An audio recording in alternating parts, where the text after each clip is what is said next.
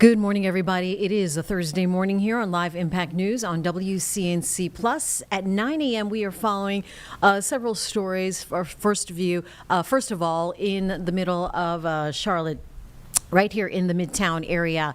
We're looking at a story here that happened last night. CMPD is trying to get to the bottom of a deadly shooting that is near Uptown where a 16-year-old boy was killed. You can see here, it looks like it was in the parking lot near the Target. This is that large shopping area off Charlottetown Avenue. CMPD telling us an off-duty officer heard the call for service, found the victim. That officer tried to administer CPR, but the victim later died at the hospital. Anyone with information is asked to call Crime Stoppers, and there's a map of the area. And if you are familiar with this Metroplex, it's called what is it called, Jeb? The Midtown Shopping Center, right there by It's all the health plazas and the health malls, the Trader Joe's, the Target. So a very popular, heavily dense area where a lot of activity does happen. Maybe not at 9 o'clock, but still a shock to a lot of neighbors and businesses in that area. That's near the Greenway as well. So we are going to be looking at that as the day wears on, a developing story for you in Midtown, where a 16-year-old was killed in a late night shooting. Also following a story now, this is out of LaGuardia Airport. We are hearing that two Delta Airline regional jets colliding on the taxiway at LaGuardia Airport last night, where the wing of one aircraft slammed into the cockpit windows of the other airplane. And one of those planes, actually, we're learning, was from Charlotte. Heading from Charlotte. So both aircraft involved in this low-speed collision, where it was operated by one of the regional jets, operated by Endeavor Air, according to Delta. And we're going to look into that with more details on the tarmac of the LaGuardia Airport. Also learning of a breaking news story right now. This is out of the UK. Let's get you to live pictures right now. This is in Manchester, where it appears a car and knife attack at a synagogue, today being Yom Kippur, killing 2 people and injuring 3. You can see there that camera crew on scene still working their camera, but as you can see, the road is blocked. The assailant, according to investigators there, drove a car at people outside a synagogue in Manchester in northern England Thursday and began stabbing people, killing again 2 people, wounding 3 others. So we'll follow that story as well. The suspect is believed, according to Associated Press, believed to be dead after being shot by officers. Right now, we are going to get to, if you were with us earlier this week, the U.S. House subcommittee hearing on oversight hearing taking place out in the field. So they brought it here to Charlotte, calling it Victims of Violence. And they spoke to a number of people, families, victims involved with violent crime and their family members, one of them being Steve Federico, whose daughter, a Waxhaw resident, went to visit friends in Columbia, South Carolina, and was shot earlier this year in May. So he actually spoke. He's been speaking to our Tradisha Woodard over the last several months. He spoke at this hearing earlier this week, and again, speaking to our Tradisha Woodard yesterday. A very emotional interview. Let's play that for you now here in its entirety on WCNC Plus. To it. Don't speak about it until you have a daughter or child killed or a loved one. Then you can speak all you want to it. Okay? I'm 1,000% okay with the death penalty, without a doubt. I think the justice has to fit the crime. The punishment has to fit the crime. I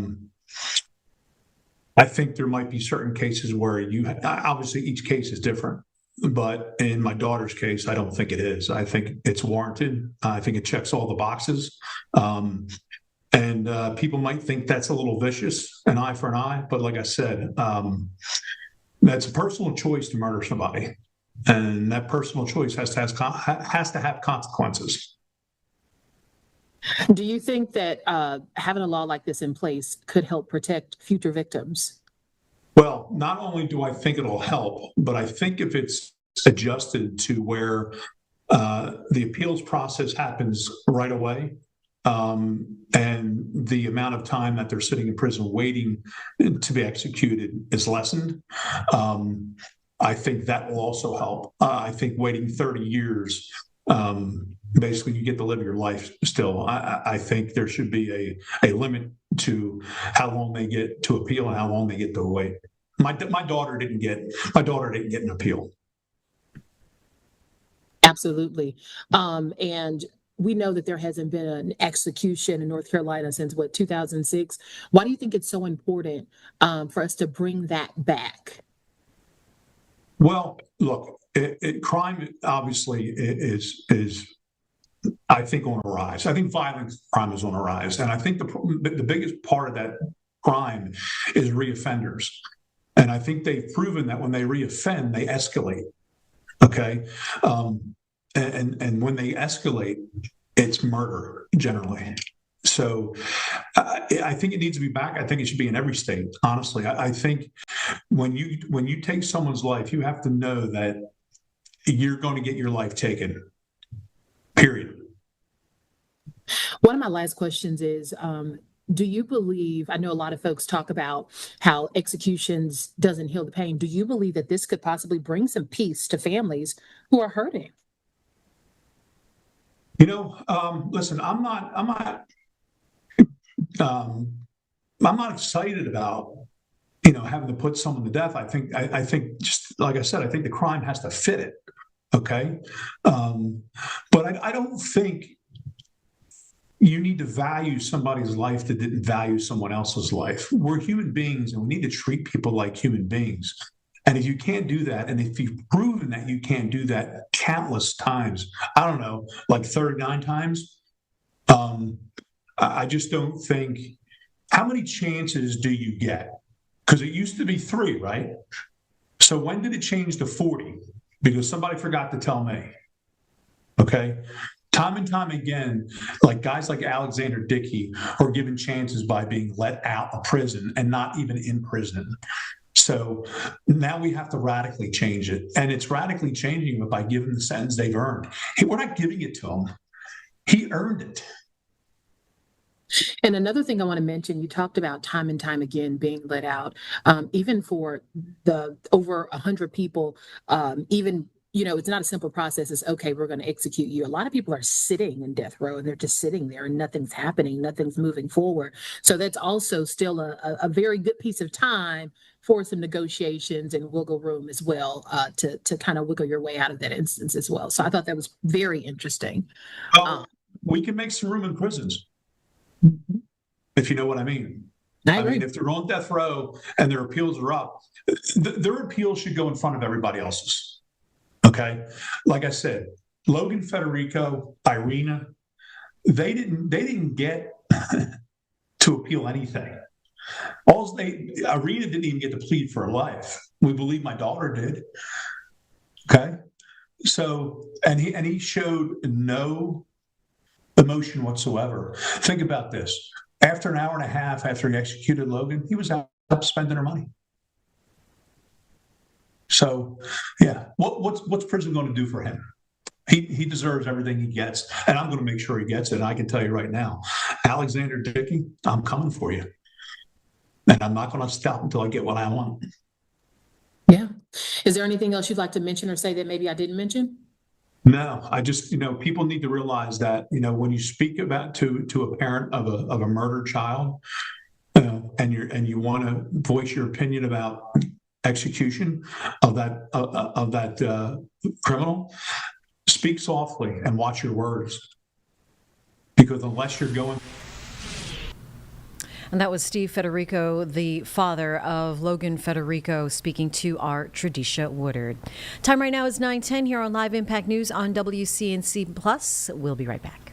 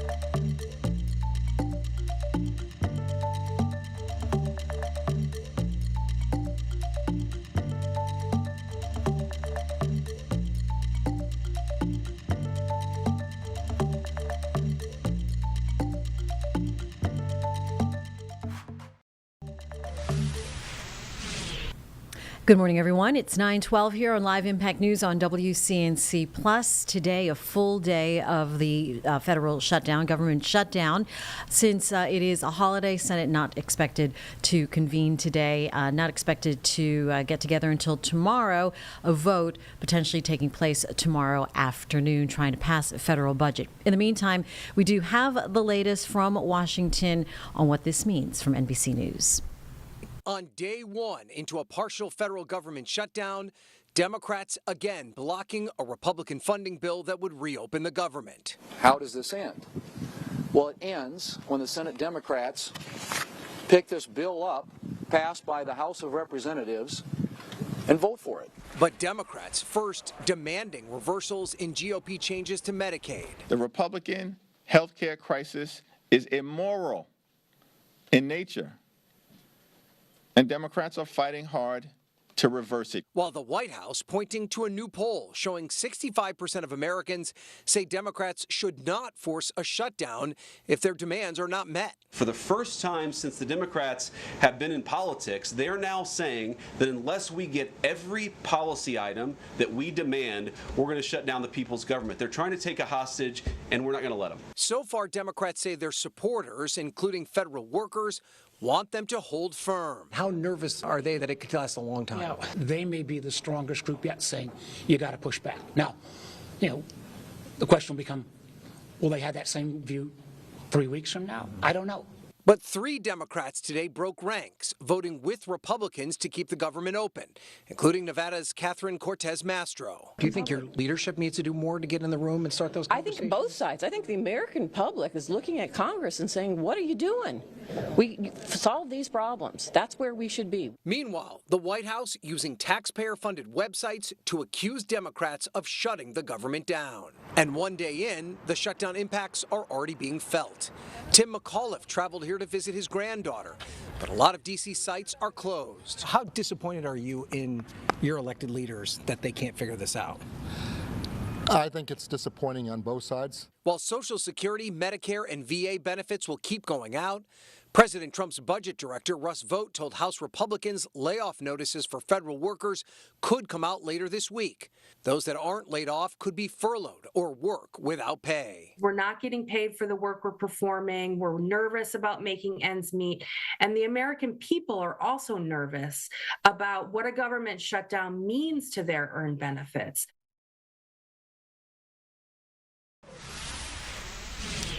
All right, so our Colin Mayfield talked to a professor at UNC Chapel Hill about what this means and what Democrats are really asking for, trying to break this down and how Americans are going to be impacted and how much they can expect to pay for health care. Here's this previously recorded interview from WCNC Plus. All right, everyone, here on Impact News inside the WCNC Plus studio, we have PhD Dr. Sierra Zachary here from UNC Chapel Hill. Sierra, thank you so much for your time.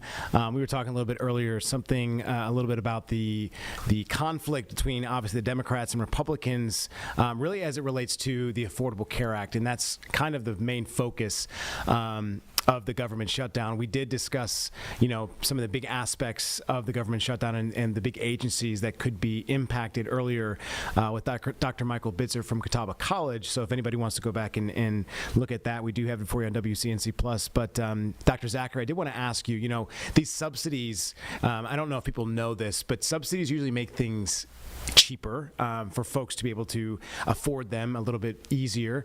And that's what the Democrats had been saying, that they wanted these subsidies to continue, which expired on the 30th, which was just yesterday. And I do want to run through a little bit about these because the extension, it was part of the continuing resolution that the Republicans wanted to pass. They didn't want it tied to the budget moves, obviously being discussed, but they were able to get this. So what does it mean for most Americans? Because I don't think people realize this could affect more than 20 million Americans. So just in layman's terms, what are subsidies in relation to the ACA and how many people could be impacted and what does that look like? Yeah, first, thanks for having me and for wanting to cover such, a hot issue, but it's also complicated. And as you were saying, it impacts the lives of so many of us and so many in North Carolina. So just to give a little bit of a historical context about the Affordable Care Act, premium tax credits, subsidies, financial assistance, however you want to say it, have always existed for individuals or households that have sought to get health insurance through the ACA marketplace. What happened is during the Biden administration and during the COVID pandemic, there was first the American Rescue Plan Act that said, you know what? A lot of folks, this is a pandemic, a public health emergency.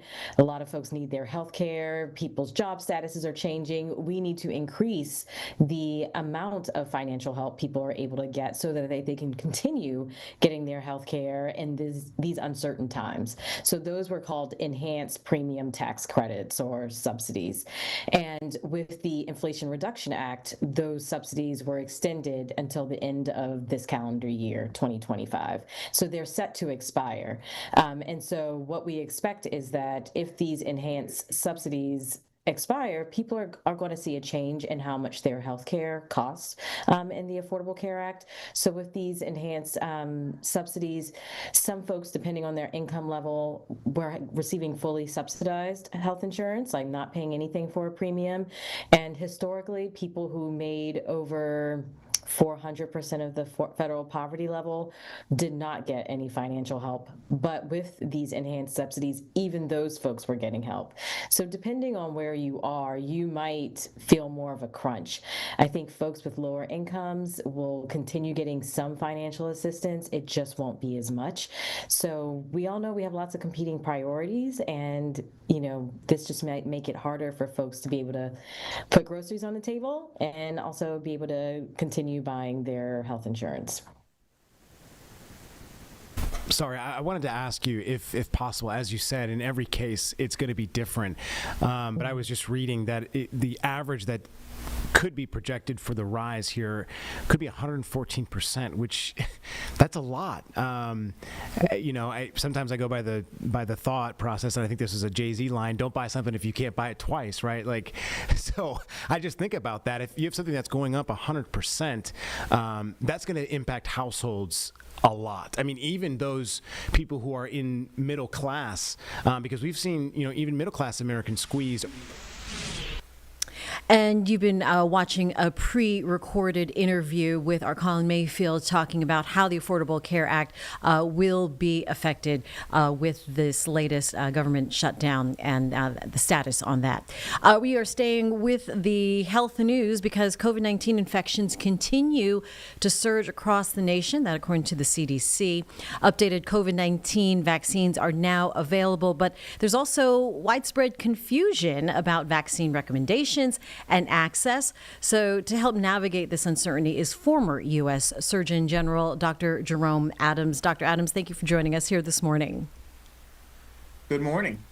Well, good morning to you. So let's talk about this approach and what everyday Americans should know right now about COVID-19 availability for a vaccine.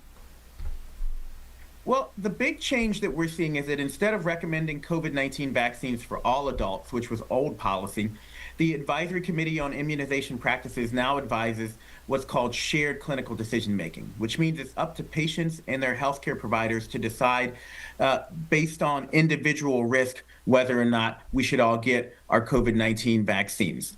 It means it's more important than ever to have an open conversation with your doctor, your nurse, your pharmacist, because they can help assess what's going on in your life and decide what's right for you and your family.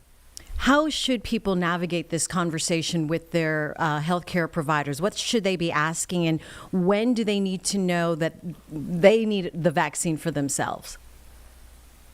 Well, if you're over 65, you absolutely should be strongly considering the vaccine. Seniors were 24 times more likely to be hospitalized last year if they got COVID-19. If you're pregnant, you should be strongly considering it. That's not me saying this. This is the American College of Obstetricians and Gynecologists saying pregnant women are at high risk.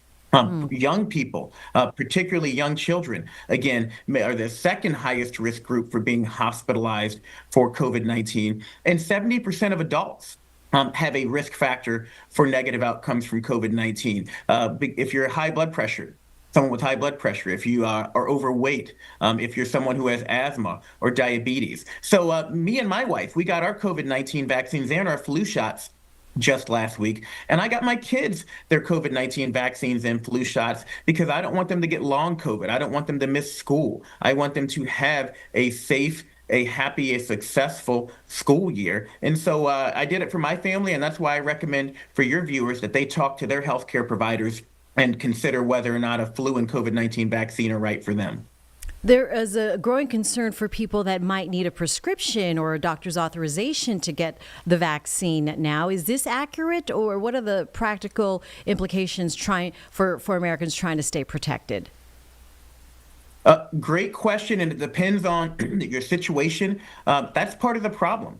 Because of unclear federal guidance and a patchwork of state rules, access now varies by age, insurance, and even which pharmacy you visit. But if you're over 65 or have an underlying condition, you should still be able to get vaccinated without a prescription, especially in North Carolina. I spoke with your governor just a few weeks ago, and I feel confident that he's going to do everything possible to make sure people in North Carolina can access COVID-19 vaccines. But if you're younger or at a lower risk group, the process may become harder. And that's especially concerning for the 26 million Americans who don't have a regular doctor. For them, a prescription becomes a barrier and not a safeguard. Yeah, exactly. So help us understand what we're seeing now, this surge of COVID-19. Why are we seeing these high infection rates? What's driving this situation? Well, we get new variants regularly, and it's important to remember that COVID is now like the flu. It comes around every year. It shouldn't be something that we're scared of, but it should be something that we're aware of and that we protect ourselves from. COVID killed more people than breast cancer and car wrecks last year. So you put on your seatbelt, you get your breast cancer screening, and now we need to be thinking about making sure we're getting our COVID-19 and flu shots every year. We say flu before boo, right around Halloween season. And that's just what I want people to understand. Get away from this all or none, COVID is just a cold or COVID's going to kill you mindset, and just understand it's something we can and should be protecting ourselves from. Talk to your doctor. Talk to your pharmacist. You can go to cveep.org and get more information about all vaccines and find out where near you you can get an updated COVID-19 vaccine. All right. And then for those who might feel like this changing guidance means COVID is no longer a serious concern, your message to them this morning, Doctor? My message to you is that you should talk to your provider, understand your risk, and make sure you're doing what's right for you and your family. But understand, I'm a former Surgeon General. I'm a practicing physician. I got my COVID-19 vaccine. My kids got theirs because I want to protect my family. And I have a mother in a nursing home. I want to make sure I'm protecting her and lowering my chance of giving her COVID-19. And so, again, it's something that we can deal with. We have tools, but the tools don't do us any good if we don't utilize them. So talk to your doctor about what's best for you. All right, Dr. Jerome Adams, thank you so much for the information and for the important conversation as we are up on the flu season now, as well as seeing this surge in COVID-19 cases. Thank you. And we'll take a break here on Live Impact News on WCNC Plus.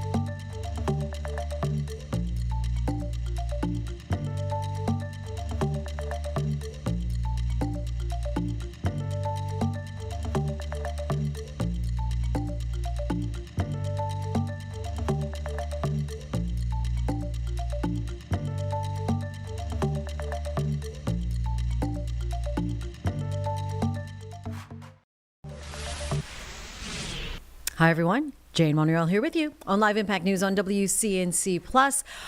We usually see him top of the hour, but you know what? He's a busy man. Chris Mulcahy, meteorologist here in the Live Impact studio now. At least it's so nice and comfortable. We love it on the second day of October. I'm glad there are 31 days in October. I know. This beautiful month. And I was mentioning this yesterday. October is a sneaky month, though, because of all the months. The daily high temperatures and lows, there's always an average. They change the most in October compared to any other month. So our highs from the 1st to the 31st decrease 10 degrees, and our lows 13 degrees. Whoa. No other month even decreases their highs or lows by 10 or more degrees. Well, we do it for both our highs and lows. So I just want people to know the first part is always a little bit better than the next. But let's roll tape. Let's do this. We are at Charlotte Motor Speedway, and it is very active. It is usually very dormant at this time, but we have a big race Sunday. We're talking about the Roval 400, something to look forward to. What you're looking at right here is the 24-hour temperature change. This is just showing you it is colder than yesterday, big time. At one point, this was showing a 17-degree difference from day to day in Wadesboro. We're still about 18 degrees colder than 929 that we had on Wednesday. Current temperatures, though, we are starting to warm up right around 61 degrees, 54 up in the mountains. We're going to have a gentle breeze that's 7 to 12 coming from the northeast, and it's great for pumpkin picking, y'all. I already did my pumpkin promotion yesterday. There's a lot of great places open during the weekdays as well. I highly recommend, if you are the lucky one to have any random weekdays off, trying to get that PTO before December 31st, this is a great day for it. 1, wall-to-wall sunshine. 2, it's comfortable. And 3, it's not as crowded. And also, the earlier you go, better to go. I promoted Bush and Vine, not that they're in my bag, just my favorite place to go because you literally can pick it off the vine. That's awesome. It's not that you just go to some random hay bales and pick which one you like. No, you get to go out in the patch and actually find which one. So this is a great day to do that, but you can also do it this weekend. It's just going to be a lot busier. Today, 75 degrees. Yesterday was 81, so we are seeing a little bit of a dip. And then tomorrow is going to be very, very similar to what we have today. And then we're back to about 80 degrees. So that's very similar to what we had yesterday. We're just increasing the clouds through the day. So pumpkin spice people, you are looking at a good time maybe for a hot version by tomorrow because we're dropping down to about 52 to 54 degrees. That is the coldest that we got in September. September, the bottom was 54. If we get below that, this will be the coldest we've been since about the last week of May. So kind of putting that in perspective. Definitely feeling the chill, but tomorrow's going to be another great day. And you can see that our lows are going to make a little bit of a comeback. We're back to the lower 60s Monday through Thursday before a little drop, and that's going to be a big cold front. And then meanwhile, up in the mountains, those lows are going to be in the lower 40s, and the mountaintops even dropping down to the 30s. So October is great, but we are going to see a lot more of those chillier mornings going forward. And it's the next few days that are perfection, in my opinion, because they feel the best. Anytime it's not overly humid, that is going to be a much better addition to the day, especially the mid to the upper 70s with sunshine. It doesn't get much better than that. One of the favorite papers that I've read on that is actually ideal for human comfort, being in the mid to the upper 70s with sunshine, barely a light breeze, so it's perfect. But then by the end of the weekend, still not feeling bad. It's a little sticky, but by Tuesday and Wednesday, we're highlighting those days because they're going to be a lot more humid, a lot warmer, and a better chance for some showers and storms. So there's the APFs, as I'm calling them, that you need to check. Apple picking, pumpkin picking, fall foliage. You can do all those by this weekend. Fall foliage is very narrow, though. You have to go on top of Grandfather Mountain, but this is the time to do it because it's likely going to hit its peak fall foliage before things start to brown off next week. So I think it's this weekend and early next week that it's going to be prime time up there. Seeing a lot of great fall foliage up there. Also, you can book times for apple picking, such as Kerrigan Farms. I already mentioned my favorite pumpkin picking place. And also, Ye Renaissance Fest. Huzzah! Jeb, have you gone? I have not been to the North Carolina, Charlotte area Renaissance You got to Festival. do it. Do it this year. Come on, do it. I'm going to try to go this weekend. You are? I'm going to try to go. I don't know if it's sold out Nice. because it is opening weekend. Yeah, double check that, and that's one thing. Always get your tickets in advance. It gets crazy busy, but it has something really for everyone. But I'm pretty excited about it because some of these, especially for the first couple of weekends, it's a scorcher. But instead, it's going to be right around 80 degrees. In direct sunshine, that still gets pretty hot, so keep that in mind, especially some of those people wearing those real gowns if you go all out. But we're going to be rain-free. A couple of days ago, we were looking at a chance for rain on Sunday. I don't think that's the case. So it will be a dry Panthers game, except for maybe the Tears if they lose. But I think they're going to win because they are undefeated at home this year. Yeah. Boom, boom. So, One. Yeah, but they're still undefeated. Okay, yeah. Maybe they're just a home Let's team. go with that. I'm going to stay optimistic. There we go. Also, since we're on the subject of football, I'm 3-1 in the WCNC Fantasy that Football one League. from, Chris? But What's that one from, But Chris? the one is from Jeb. Oh. I talked a big game. This is why I should never fill in the blank talk to anyone. So Yeah, that was on Live Impact I News. know. We actually had For the that record? live. Oh. I know. Let's not clip See that. what you started? I also here on Live Impact News said that the Panthers are going to make the playoffs. So both football accusations stick to weather, Chris. It's still There you early. go, You can make the exactly. playoffs with three That's losses true. or whatever. That's it is true. now. Yeah, we'll Just see. get them all over with.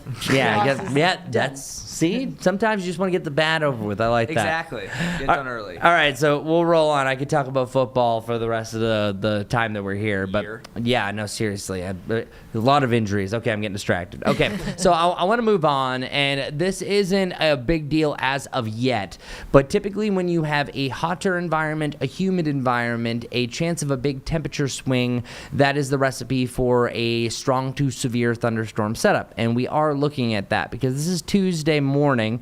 You're seeing clouds start to roll in, chance for rain, but I'm highlighting Wednesday. So we'll see how this looks. I think this could be an impactful weather day, just depending. And if I were to narrow down a best chance for widespread rain or even a thunderstorm potential, it's going to be Wednesday. As that front's rolling through, typically the type of setups will have what's called a prefrontal boundary, line of storms, and then you have the rain behind it on the actual front. And then once that passes, the cool things down. We are looking at the arrival of that really Wednesday night to Thursday, and then the storm chance on Wednesday afternoon. But so much can change. Look what happened with Imelda. It was eventually going out to sea. Then it was going to the Carolinas. Then it was going to Georgia. Then it was going to the Carolinas. And then it was going nowhere near the United States. So things can change. That's why we usually try not to long-range forecast, because Mother Nature decides to do what she wants. So I'm just letting you know that I am seeing this setup. Now, tropical forecasting is a completely different beast. When you're starting to do what's called synoptic forecasting, where you're seeing the large range flows, it's a little bit more predictable. So one thing we can say for sure, there will be a cold front, there will be widespread rain. It's just about the time frame. If this sets up during the afternoon, you have a peak chance for storms that could be stronger. If it rolls through the overnight, it's mainly just rain. So that's going to be the big question marks there. I just kind of wanted to highlight it, saying that what I'm watching and looking out for. Our Jerry Hunt Super Center 7-day forecast shows the mid-70s over the next couple of days, 80-80 for the weekend, and then we have the lower to the mid-80s next week. Now, we will likely drop to either the lower 70s, even the upper 60s next Thursday. That's how strong the cold front. That's also indicating when you're looking at a temperature swing up to 15 degrees, that's a strong what's called temperature differentiation, aka change in temperature. That's a really unstable environment, so that's why we're kind of highlighting and looking at Wednesday to see how that's going to impact us. But in the near term, we focusing on the good. It's going to be absolutely fantastic. How much time do we have? Because I have a bonus study that I wanted to mention. We've got time. Sure. You got time? Bring it. Okay, cool. So, as we all know, the hurricane season always has a given list of names that we have each and every year. Well, just recently we got done with Imelda, or I shouldn't say done because it is still technically out there. Bermuda had this pass around midnight. We have winds sustained at about 80 miles per hour. Soon Imelda is going to move out to sea. I won't show you that. But we still have a chance that we could have another wave, 20% chance that's well east of the Lesser Antilles. And then we also have a little wave that's literally right on the east coast of Florida. Could dump up to 3 inches of rain, but there's a 10% chance that develops over the next couple. Either side, just letting you know, that's a very weak chance, but we're keeping an eye on it. But we still don't have a landfalling hurricane this season. We had a landfalling tropical storm, not a hurricane. The last time we did that was 2015. But what I really want to show you, because I'm going to do a deeper dive on that tomorrow, is here's the list. What's up next is Jerry. We've joked about it. Karen can't be a thing or else the internet will break. Lorenzo, Melissa, and Nestor. But that list wasn't always like this. So in 1979, the World Meteorological Organization, also known as the WMO, decided that they were doing things wrong, that all the names were females. So these deadly destructive storms were female names. Well, they decided to equal the playing field. That comes 79, they made 6 new lists of alternating male and female names. This is the list that we are on this year, that was initially issued in 1983 for the first time. The one that really sticks out the most is Hugo in the top middle. So this is the Hugo's list in general. Now, some of the names like Barry and Chantal, they've been reused multiple times. But what I'm about to show you is the changes that this list has gone through, because this list is special, not only because Hugo was on it, but this is the only list that we have ever had that every single year a name has been retired off the list. So check this out. This took me too much time, so I have to show it to you. All right, so Alicia was the first name on this list to go down. 1983, the strongest storm that happened there, and then they ended up changing over to Allison. 1989, that was the year of Hugo. Hugo was the standalone there, so Hugo gets retired to the name Umberto. We said that a lot recently. Umberto, since it first became a thing on the list in 1995, became a hurricane that year, and every year since that Umberto's popped up, it has become a hurricane, but this year is the only year it became a Category 5. Now, you're going to be looking at some other names that aren't on there anymore, such as Luis, Marilyn, Opal, and Roxanne. Those eventually changed because all 4 of those were retired. It is very rare to just retire 2 names. They retired 4. So I believe that that was the 3rd most names ever to be retired in a given year. And those changed over to Lorenzo, Michelle, Olga, and Rebecca. So the only reason why names are even retired is they have to reach a certain value cost of damage that they cause. And also they have to be deadly enough. So sadly, they can kill a couple of people and they're going to be reused. Hurricane Emily is a good example. I think killed over a dozen people, has become a hurricane multiple times, but was never retired. Helene was actually a name that was a Category 4, and that was never retired, but that's a different story. The next names that you just saw, there was a change. Andrea. So the A name here, I'll rewind. Allison, Iris, and Michelle. Look at that. All those names were retired in 2001. Moving forward, you have Nestor, Dorian, and Fernan. We saw those recently, but bringing us up to here, I want to escalate to 2019. Dorian is another historic name. This is one of the strongest storms ever to hit. It literally was stationary over Bermuda and then past us even here in the Carolinas. Well, 2019, that one was retired. That moved to Dexter that we saw this year, and that brings us up to the current name. So it just really shows how these lists evolve over time. All the ones in purple are the names that change twice, and that brought us up to the Imelda, the Melissas, the Dexters, and the Andreas. So if we do not retire a name this year, the only one that will have even a close chance is Chantal, because that was a deadly tropical storm. It doesn't need to be a hurricane to be retired, but I think it's below that criteria. So if we do not see a retired name, this will be the first time that this list doesn't do it, but this one is the officially changed names 14 times, which is the most of any hurricane list. Wow. So just wanted to show you that little case study. This is what I do in my spare time. I mean, I was going to say, is it because of, with all the hurricanes before being named women, the saying, hell hath no fury like a woman scorned? Might be. Maybe other reasons there, but I'm not going to comment on that for saving it. Yeah, because it's actually interesting is that 1950 that they started naming storms pretty much just by the alphabet that they use, like like Alpha, Beta, Charlie, Delta, right. all that stuff. But then they moved over to the female names, I believe, in 1953, and then it took them that long until 1979 to finally switch over. So a lot of times when I'm talking about these lists, it only goes back to 1979. So right. There you go. There we go. I love all the education we get along the way. I have a lot in my head. It's just really for me to get it out so I can put new information in there. So thanks for listening, y'all. Need to spew it out. Get it in, get it out. All right. Thanks, Chris. Yeah, of course. Back here in the Live Impact studio, back into as you're watching Live Impact News on WCNC Plus.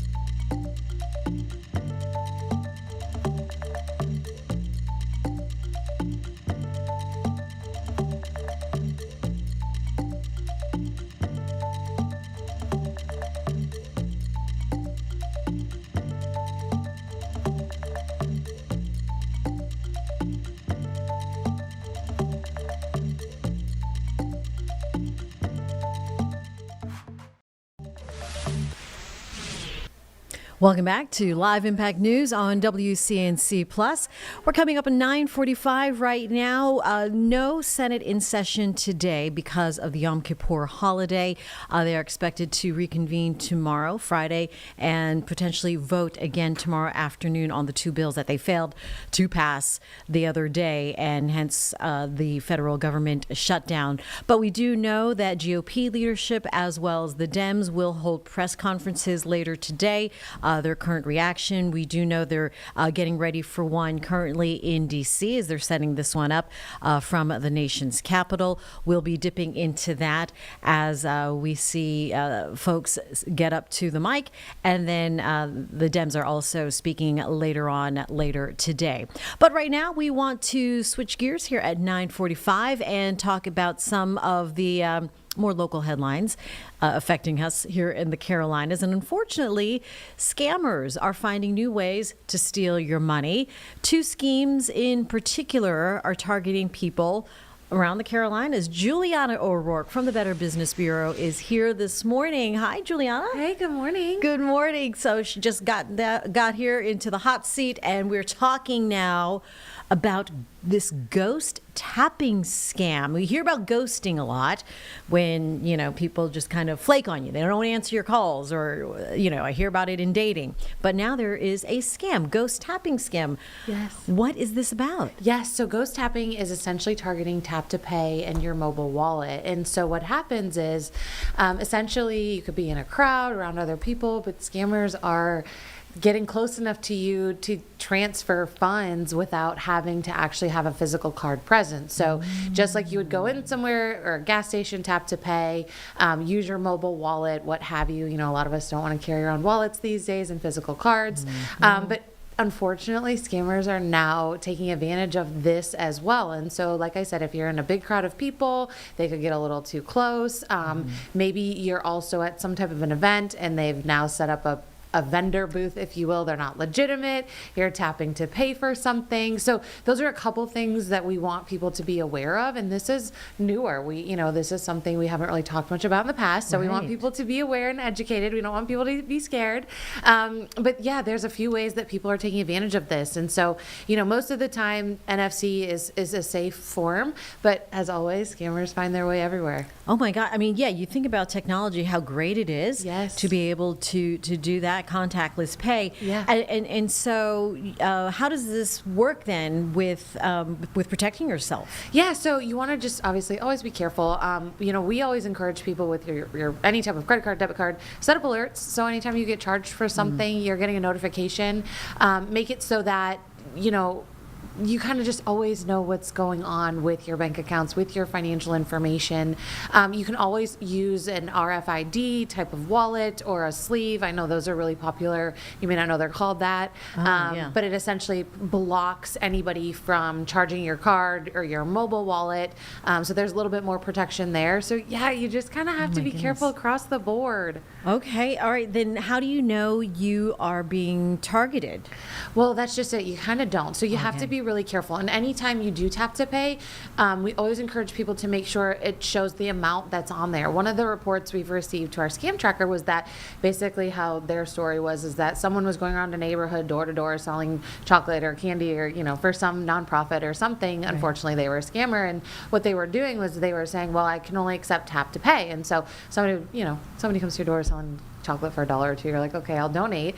But they don't show what the amount being charged is. And so the report that came into us said that this person's going around neighborhoods charging people just tap to pay, but they're charging them $500, $1,000, whatever it might be, because it's not actually showing what's being charged or what the name of the vendor is, right? You're just kind of putting your card, tapping it, you hear that beep, it went through, and then you're on your way. And if you don't have any type of notification set up or you don't look at your bank account frequently or the charges, then you may not have any idea that they charged you that amount until, a couple days later, and now your card could be compromised. And so, yeah, we just encourage people to pay a lot of attention when you have any of your personal information on you, any credit cards, your mobile wallet, all of that. Okay, wow. So if you do realize the days later that you Yes. paid $500 for the dollar candy bar because of Yeah. your tap to pay, what's the first thing people should do? So always report it to your financial institution, your banking institution, wherever you have that card set up through. Report it to BBB Scam Tracker. We, of course, want to know what's going on so we can come and talk to you all and say, hey, this is what's happening. And then also freeze that card. You know, we don't obviously Right. want anybody taking any additional funds from you. And then hopefully you'll be able to work with your financial institution or your bank. Yeah, you got to get the replacement card. A little bit of a Exactly. pain, so just do the things you Right. can proactively to protect yourself. Right. All right, so ghost tapping is not the only scam we want to watch out for. Fake relief check phone calls. Yes. What is That's a that mouthful. about? Yeah, it is. All right, so what are people hearing when they get these phone calls? So essentially, it's a phone call unsolicited, which we always tell people don't answer unsolicited phone calls. If it's somebody that's really important, of course, they'll probably leave you a voicemail. But in the event you do answer it, somebody says, hey, I'm so-and-so calling from this company, that company, whatever it might be. And, you know, we see that you have these unclaimed funds, this relief check that you never claimed. The only way you can do that to claim it, though, is go to this website. And so they'll give you a website and then hope that you essentially go there, put in your information. And then once you put in the information, now they're going to contact you with all these different other ways. They're going to have these pop-ups that say, oh, you've qualified for this, that, and the next one. In reality, all they want is your personal information or your financial information. And so, you know, if you get a phone call like that and maybe you qualified for some of the relief checks that have been distributed in the past and you didn't get them, you know, who knows?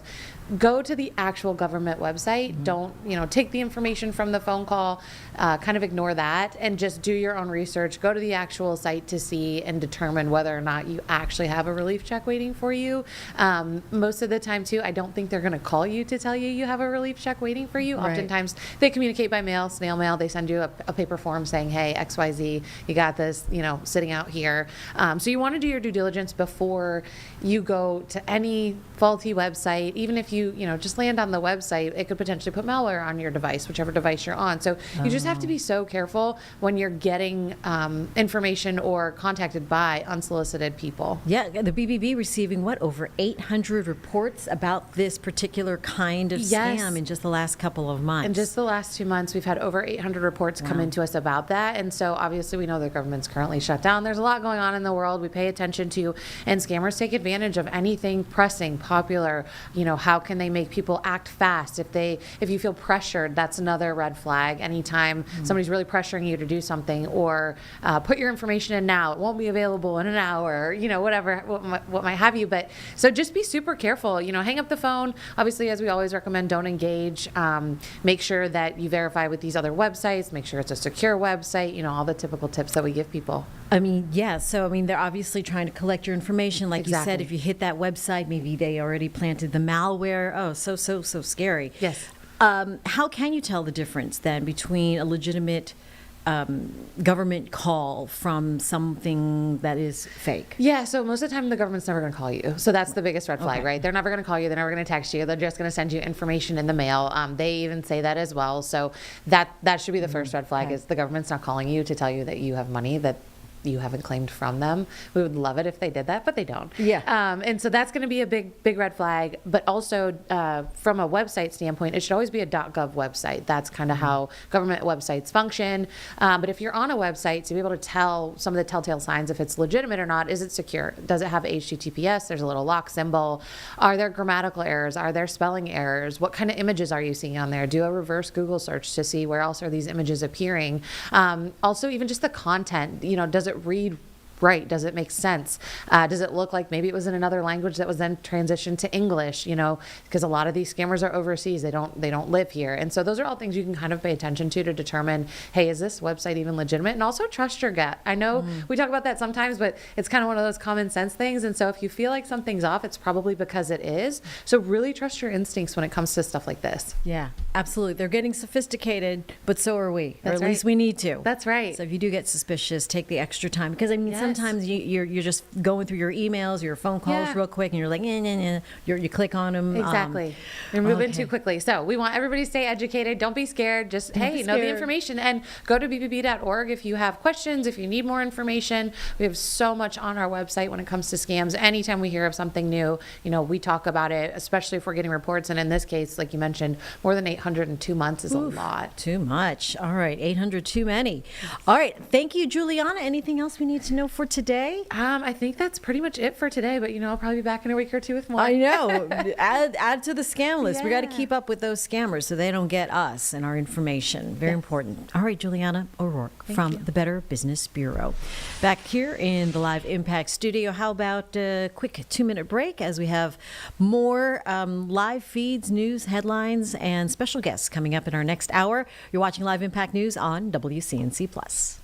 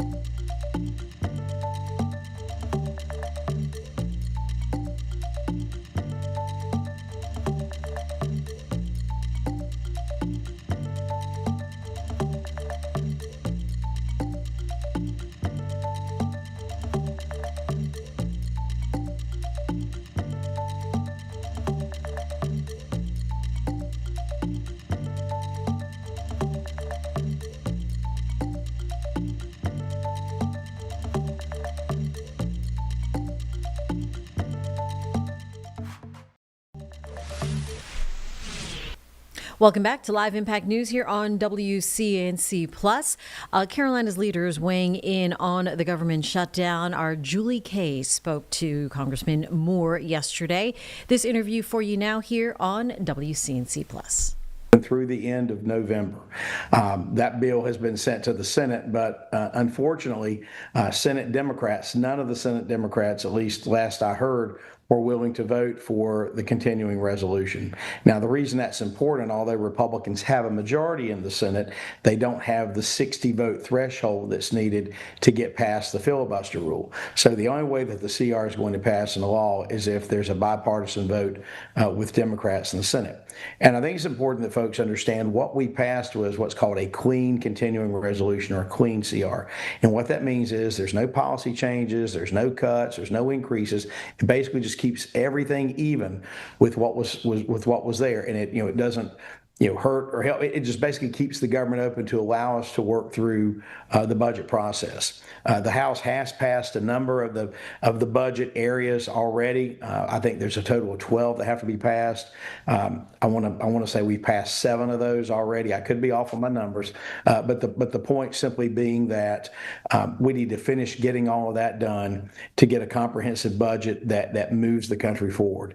And as I said, I'm just really disappointed that that the Democrats are making this a partisan issue and are willing to shut down the federal government.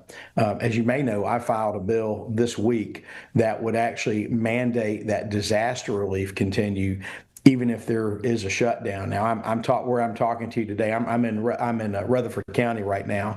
I was just a little bit ago up in Lake Lure and up in Chimney Rock, and I was actually in some other areas up in Henderson County, checking to see how things are coming along in terms of debris removal and work. And I was glad to see that work has not stopped right now. And so I was there. I wanted to see, and I'm told that the work should continue unless this turns into some really protracted shutdown. So I think it's very important that this get resolved as soon as possible.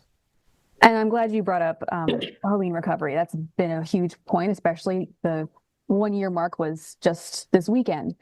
Is there a threshold that you've heard that, if this continues for so many weeks or onwards, that's when they'd have to revisit stopping? I'm told that if it gets to close to 30 days, that's when it could be a problem. So if this thing can get resolved in under 30 days, we should not see, as I'm told, any issues. But I don't want to take the chance of that, right? I don't want to take the chance if we find ourselves, unfortunately, back here, in a few months or something. I want to make sure that disaster relief, that all this work continues on without interruption. I want to talk healthcare too. I saw that you posted something about how a pause like this impacts rural hospitals in particular. But I know the North Carolina Democrats just held a press conference a couple hours ago talking about the impacts that they say they would see if this continuing resolution were to go through. I know you said that this doesn't have any changes, but they were mentioning the subsidy that was at one point temporary for the Affordable Care Act. So what is your take on the Democrats saying that this continuing resolution would impact healthcare costs, and what is your take on not passing it also impacting healthcare costs? So the ACA subsidies are only an issue at the end of the year. There's no reason to have to deal with this right now. The ACA subsidies continue through the end of the calendar year. But here's where the Democrats really are on this. What they're asking for, and this is it, don't believe me, look at their document they filed. They're wanting to roll back provisions of the Big Beautiful Bill that said no health care for illegal aliens. And I believe as recently as last night, Maxine Waters from California went on record saying, of course, they want free health care for illegal aliens. So it's there. And so what's really sad on the health care side is that Democrats are choosing to shut this federal government down because they want free health care for illegal aliens. Every American ought to be outraged by that. And then what in the bill for you says, this is positive for healthcare in North Carolina specifically? Sure. What I would look at are the steps that we took in the One Big Beautiful Bill to shore up Medicaid. We knew that there was a lot of abuse. We knew that there were folks that are receiving those benefits who are not disabled, who don't have a dependent child that they're having to take care of, who are simply able-bodied folks. And here's what's happening. When you have people who are getting the services who should not be getting them, then the people who really need it, the people who are, who are having health issues, who can't work, who have a child they're taking care of, they're denied the ability to get the health care that they need. And what I would like to see is us to shore up the Medicaid and the health care system so that it's not subpar health care, so that it's the best that we can provide for these populations that need it. And one of the key ways is making sure that if somebody is able-bodied, young folks who can be working and have no reason why they would need this, that those folks aren't on this and that they're actually, working in a job and getting health care that way. I know everyone's biggest question right now is how long do we think this is going to last? Of course, everyone's saying we don't know. I'm curious if you've had conversations across the aisle with Democrats, either in North Carolina or just in general, and do you have an update on your end for how conversations are going right now?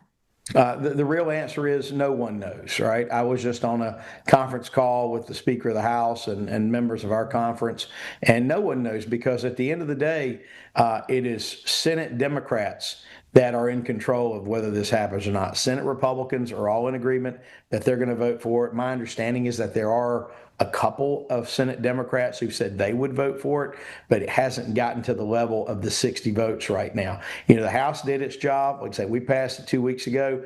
So this is entirely over in the Senate right now. And I'm hopeful that as this goes on and as that pressure comes into play, that folks will get reasonable and keep the government open. Look, we can have debates about all of these other health care policies. We can have debates about budgetary tax policy, you name it, as we work through this budget process. But there's no excuse to hold the American people hostage with a government shutdown. And the American people know, again, not trying to be partisan, but American people know that it is 100% in the court of the Democrats right now. They need to do the right thing, vote for the continuing resolution, and make sure we work through a budget before the end of the year that fully funds the government and that really keeps moving the country forward.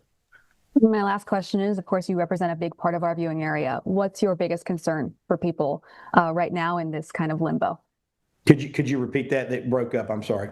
What's your biggest concern for the people that you represent right now as we're in this limbo where We are going to a live press conference right now. You can see House Speaker Mike Johnson. This is a GOP reaction to the second full day of the federal cuts, the stalemate.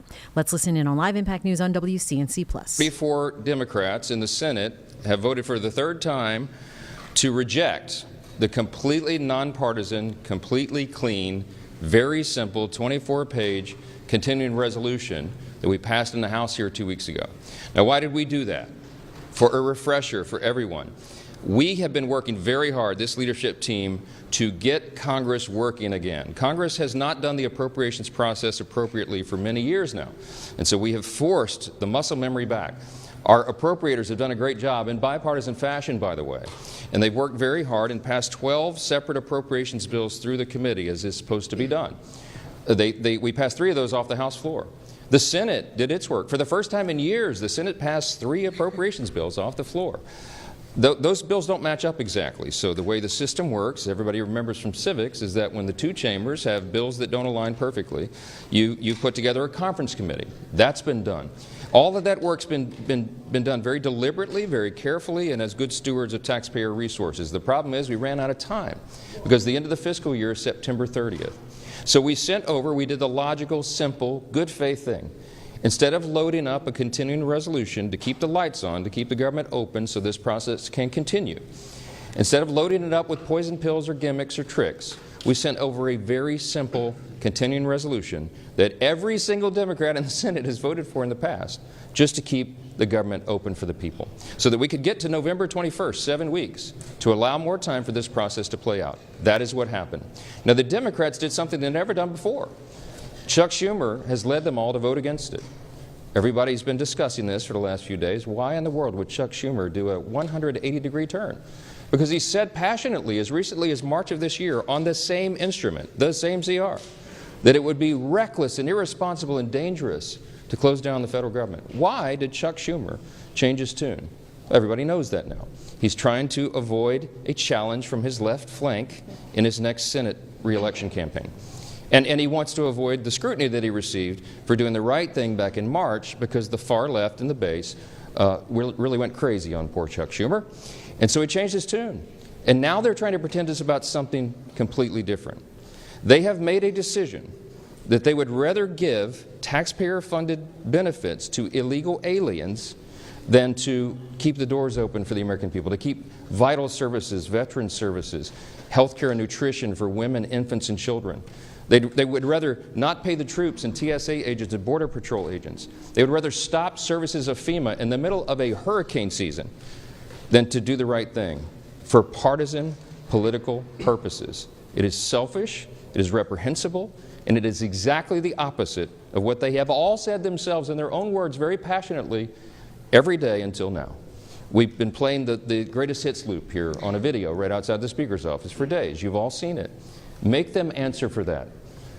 Don't ask the Republicans what we should be doing or what we should be negotiating. I don't have anything to negotiate. I sent them in good faith exactly what they had voted for before. We did not put any Republican provisions in that, and we tried to make this very simple, in good faith, so the appropriations process of the people can continue. Now, there's been a lot of talk about, they say that we're making this up, this illegal aliens receiving taxpayer benefits. It's a talking point, they said. I want to remind you of a couple of key facts. Everybody can remember, I think, back to 2020. In the presidential debate for all the candidates on the Democrat side, you might remember famously they were asked the question, raise your hand, they said on the stage, if you believe that illegal aliens should receive health care paid for by American taxpayers. Every single one of them raised their hand, to great applause in the audience from the Democrats who were there. Those hands included Joe Biden and Kamala Harris. Now, what did they do? Did they follow through on that promise? Yeah, they absolutely did. Joe Biden used executive orders, and he expanded benefits, health care, to illegal aliens in his 4-year term. That was an outrageous violation of the existing federal law and of the principles of good stewardship. Those resources are not meant for people who break the law and come into our country. They're meant for U.S. citizens. And so they watered down these health programs. It was terribly dangerous. Then, so we got the majority. President Trump has returned to the Oval Office with a mandate of 75 million Americans, this big popular vote win. The House Republicans received our largest popular vote total in the history of this institution. Republicans went immediately to work. And we passed the one big beautiful bill, the Working Families Tax Cut. And we fulfilled all the promises that we made. One of the key promises that we made, because you all know that the open border was probably the #1 issue in the election cycle, was that we would end that madness. We would cut off resources, hard-earned taxpayer dollars by American citizens not going to reward people for breaking our law and coming over the border. And we did that. The one big beautiful bill, the Working Families Tax Cut, included a huge provision. A big chunk of that bill was the health provisions. Now, why are we saying that they want to return and restore taxpayer-funded benefits to illegal aliens? Because that's exactly what they did. When they rejected the clean CR that we sent over, the Senate Democrats, Chuck Schumer, filed a counter-proposal. Now, what was in that counter-proposal? You can see it for yourselves. In fact, if you're watching at home, go to my website right now, speaker.gov. Go to the press releases tab and you'll see it. It's listed right there. Just click on it. I'd like you to turn in your hymnals to page 57, okay? Section 2141. It is there in black letter. They filed this. This is not a talking point. This is what they proposed. They wanted to add, instead of the clean CR that keeps the government open for 7 more weeks to allow us to finish the work, they proposed a wild list of partisan priorities. Among them, they want to return $500 million to the Corporation for Public Broadcasting to prop up left-leaning and biased media organizations. We're not doing that. The American people don't want us to do that. We don't need the Corporation for Public Broadcasting funded by taxpayers anymore because we're in their age of ubiquitous media. There's, what, 200 of you guys here? There's so many outlets. We don't need to do that. We're not going to do that. They wanted to cut, in the Democrats' counter-proposal, I want you to read it for yourself, speaker.gov. Go there and check it out. They want to remove the rural hospital fund that Republicans fought so hard to put into the one big beautiful bill. We set $50 billion aside to take care of rural hospitals.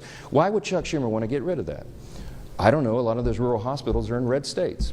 You have to decide for yourself what the motivations are here. But they say they're for health care. Why would they want to do that? The other thing that they put in there is very important. And on page 57 in section 2141, not a Republican talking point, read from the Democrats' document themselves. They said that they want to repeal the health provisions of the one big beautiful bill. Now, why is that so important? Because I want to tell you what those health provisions did. They eliminated all of the taxpayer-funded benefits going to illegals. There was an amendment that was sent over to the Senate to ensure that illegals would not be getting health care paid for by taxpayer dollars. Illegal aliens, okay?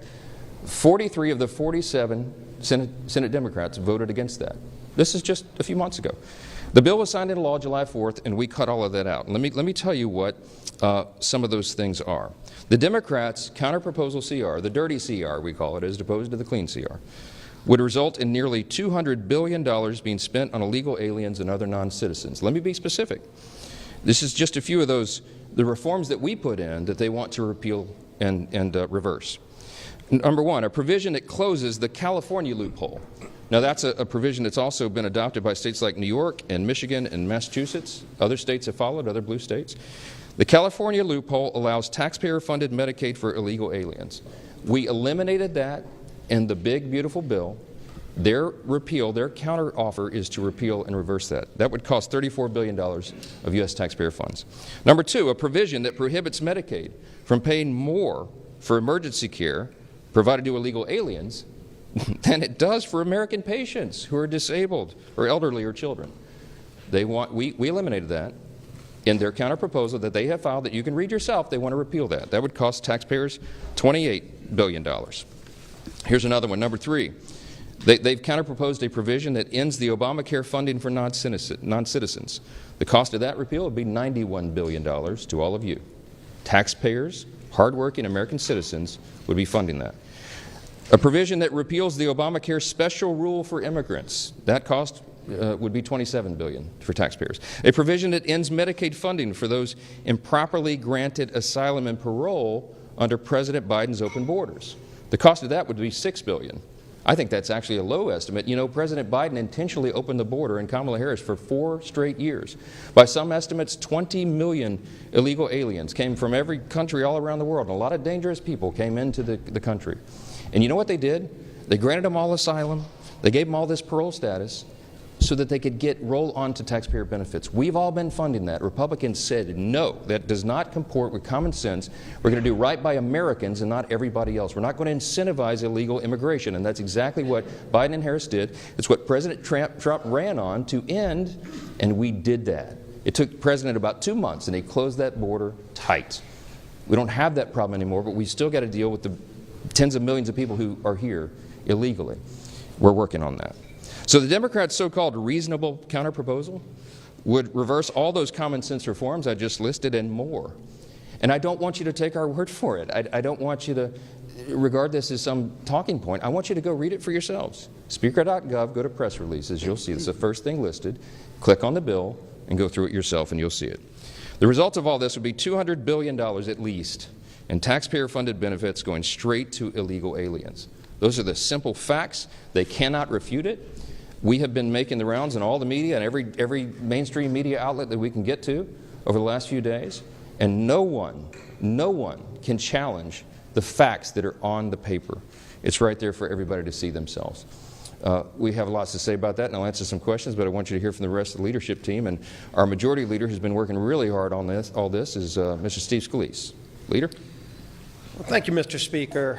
And as we mark day 2 of Chuck Schumer's shutdown, we know that there is a very straightforward way out of this, and that is for Senate Democrats to join with Senate Republicans and vote for the bill that opens up the government and allows negotiations to continue. Surely by opening up the government again, it doesn't resolve all of our differences, but it allows us to negotiate without Chuck Schumer holding the American people hostage. That's really what's going on here. You know, we had a vote on this House floor 2 weeks ago, and 99% of House Democrats voted to shut the government down. Led by their leader, Hakeem Jeffries, whipped their members to vote to shut the government down. And so they're running around this town right now doing podcasts and trying to be commentators. They're doing everything but being legislators. When they had an opportunity to actually govern, House Democrats voted to shut the government down. And now that the government shut down, they're trying to blame somebody else for what they did. They voted to do this. They can get bailed out by Senate Democrats. The bill is still sitting over in the Senate. And so rather than trying to figure out who to assign blame to, what they should do is go over to the Senate, talk to their Senate Democrat counterparts and say, Senate Democrats, Chuck Schumer, open up the government again. And then let's have a negotiation over our differences. President Trump, you saw Vice President Vance as well saying, we will negotiate, but not while you're holding hostages of the American people. There are real differences we can negotiate. You know, they want to talk about all the Obamacare increases in premiums that they caused families. Obamacare is the health care law of the land, and it's leading to higher premiums for families. There are a lot of conversations that people can have about how to fix those problems. Throwing hundreds of billions of new taxpayer dollars to things like funding illegal alien health care is not the answer to that problem. And it surely is not the reason for Democrats to be shutting down the government. And yet that's what they're doing. Some of their own leaders have confirmed that's why they're shutting down the government. And it's unacceptable to most American people who just want the government to work for them and deserve that. And we had a vote on the House floor. You can go look at that vote and see that over 99% of Democrats voted to shut the government down. It's a real vote that we held, and that bill is still sitting in the Senate. We stand ready to negotiate on a lot of differences. We are in a conference committee right now on 3 of the appropriations bills, and Tom Cole and his appropriators have passed all 12 of the bills out of committee. John Thune, to his credit, changed course from the old days of Chuck Schumer when Chuck Schumer ran the Senate and didn't bring any of the appropriations bills out of committee. They're now moving those bills in the Senate, and so we can have a broader negotiation on how to properly fund government, how to properly set priorities. overfunding government, which, by the way, shouldn't be complicated. It's what every family does sitting around their kitchen table. They figure out how to properly budget their households. Businesses do this all the time. A small business, whether it's good times or bad, has to sit down and figure out how to make the budget work. Washington needs to do the same thing. And that means House Democrats and Senate Democrats need to stop holding temper tantrums, stop making $1.5 trillion demands for illegal alien funding, and vote to open up the government, release the hostages, and let's go get back to a negotiation over what the priorities of this country really should be. President Trump has proven he's ready to negotiate again. He brought all the leaders to the White House just a few days ago. He stands ready to resolve this, but the ball's in Chuck Schumer's hands right now. He has chosen to shut down the government, and he can't articulate any real reason except that they want to take things like $50 billion away from rural hospitals to fund health care for illegals. And the Speaker laid it out incredibly clearly.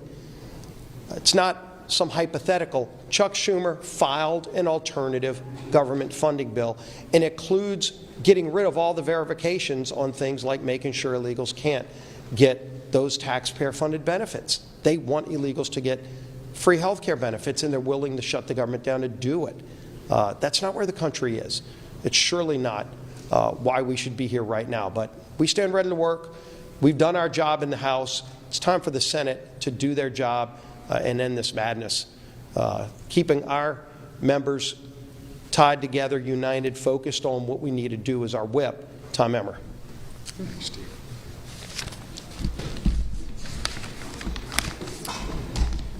Our men and women in uniform, veterans, air traffic controllers, farmers and ranchers, federal workers and their families, Americans who rely on telehealth and home care services. These are just a few of the victims of the Chuck Schumer Democrat shutdown. All because Chuck Schumer and Hakeem Jeffries care more about appeasing the radical members of their party than working in good faith to keep the government open. They are trying valiantly to claim that they are doing it to fight for Americans' health care. But their $1.5 trillion wish list, which slashes funding for rural health care, as you've heard from both the Speaker and the Majority Leader, while giving taxpayer-funded health care to illegal aliens, tells a much different story. The American people see their political charade for what it is. The good news is Democrats still have time to do the right and reasonable thing. Because Republicans have done our job, there is a clean, nonpartisan continuing resolution ready in the Senate to send to President Trump's desk right now. The question is, how long? How long will Democrats hold the American people hostage to play their political games? I hope they come to their senses soon. Until then, we're going to force them to go on the record about their self-inflicted shutdown every single day, and the consequences will be theirs to own, and only theirs. With that, I'll turn it over to our conference chair, Lisa McClain. Thank you. Thank you, and good morning, everybody. Listen, this is really simple. There is a way to open the government today.